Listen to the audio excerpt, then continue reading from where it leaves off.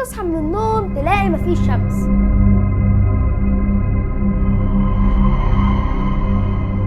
الدنيا ضلمه وسكون مرعب، الزرع مات والميه اتجمدت وحتى الانترنت وقف. يعني انت مش هتعرف تتفرج عليا.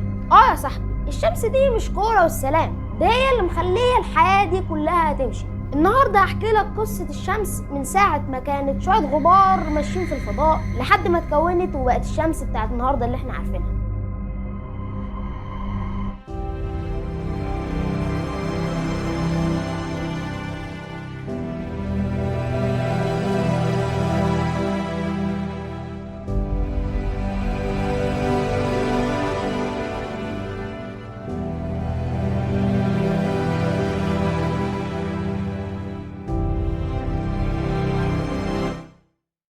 كان في سحابة كبيرة جدا من الغبار والغازات في الفضاء اسمها السديم الشمسي. السحابة دي كانت فيها هيدروجين وهيليوم، دول كانوا أول عنصرين اتكونوا بعد الانفجار العظيم. وفي يوم من الأيام في الفضاء حصل انفجار تاني في نجم قريب من السحابة دي، وده اللي خلاها تبدأ تنهار على نفسها. بفعل الجاذبية الغازات بدأت تتجمع في النص والحرارة بدأت تزيد والضغط برضو بدأ يزيد، وفجأة السحابة اللي كانت تايهة في الفضاء دي ملهاش أي لازمة ولدت أول نجم وهو الشمس.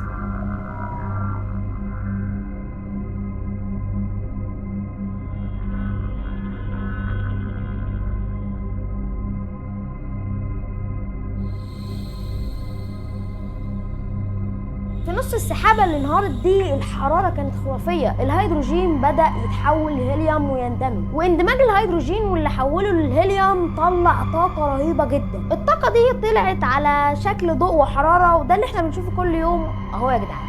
يعني ببساطة الشمس دي عبارة عن فرن نووي موجود في الفضاء، بس الفرق ان الفرن ده مش بيولع غاز زي الفرن اللي موجود عندك في المطبخ، ده بيولع هيدروجين. طيب يا خالد، هي الشمس دي يعني حجمها قد ايه يعني كده؟ والله كده يعني انا بلعب لعبه سولار سماش كنت بلعب، يعني مش كانت كبيره قوي، يعني قد الارض مرتين ثلاثه. لا يا عزيزي المشاهد، الشمس قد الارض 109 مره. انت متخيل؟ شايف الارض اللي احنا عايشين فيها دي، انجلترا، ايطاليا، مصر، السعوديه والاماكن دي كلها، كل القارات، كل ده الشمس قده 109 مره كمان. انت متخيل ولا ايه؟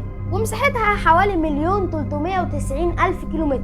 يعني عادي تمشي بالعربية حوالين الشمس، بس يعني هيكون ابنك اتولد وابن ابنك اتولد وجدك والدنيا كلها راحت وانت لسه ماشي بعربيتك حوالين الشمس. سطح الشمس اللي هو اسمه الفوتوسفير درجة حرارته بتوصل ل 5500 درجة مئوية او سيليزيوس، ده بس بقولك على سطح الشمس، ولكن جواها درجة الحرارة بتوصل ل 15 مليون درجة مئوية. يعني تبقى شوايه فراخ حلوة صح؟ سيبك بس من الفراخ عشان شكلك جعان وخلينا نكمل. يعني يا عم الجعان، انت لو جبت الفرخة بتاعتك اللي انت عاوز تشويها هناك دي وحطيتها هناك مش هتتشوي خالص، ده هتختفي اصلا، وانت كمان هتختفي معاها يعني طوباتنا، فانت كده مش تبقى جعان. يعني بص شوف الشمس مفيده ازاي. والغريب ان الحراره دي يا جدعان مش واصله لنا دلوقتي، يعني الحراره دي مش مباشره، الضوء ده متاخر. يعني الضوء ده واخد 8 دقايق ونص عقبال ما يوصل لنا، يعني ده مش طازج يا جدعان. يعني انت لما تبص للشمس بتشوفها من 8 دقايق، مش بتشوف الشمس لايف. والشمس دي عشان تبقوا عارفين فيها اندماجات نوويه كبيره جدا، وهي دي بتولد الحراره. الشمس مكونه من 3 طبقات رئيسيه. اول طبقه وهي النواه، ودي قلب الشمس واللي بيحصل فيها الاندماجات النوويه وبتوصل درجه حرارتها ل 15 مليون درجه مئويه. تاني منطقه وهي المنطقه الاشعاعيه، الطاقه هناك بتمشي ببطء كبير جدا. وتالت منطقه وهي المنطقه الحمليه.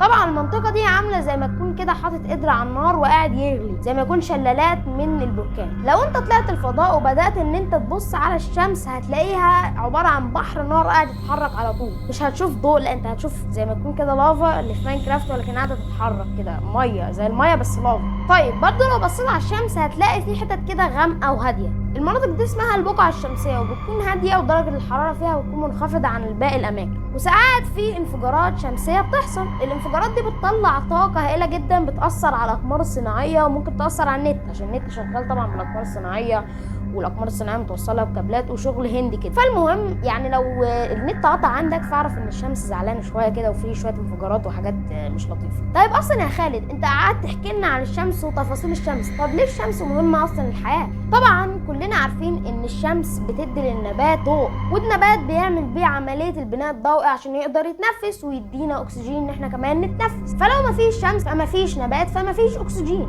وكمان لو ما فيش شمس هنعيش في درجه حراره بارده جدا جدا ومش حد يعرف يعيش فيها وهنتجمد كلنا. يعني الفصول الاربعه، الشتاء والصيف والخريف والربيع، كل دول تبع حركه الشمس واتجاهها علينا عمودي ولا قائم ولا ايه. يعني لو مفيش شمس مفيش حياه. واعتقد ان معظمنا عارف المعلومات اللي هي بتاعت النبات والشمس هو اللي مسؤول عن الحراره وكده.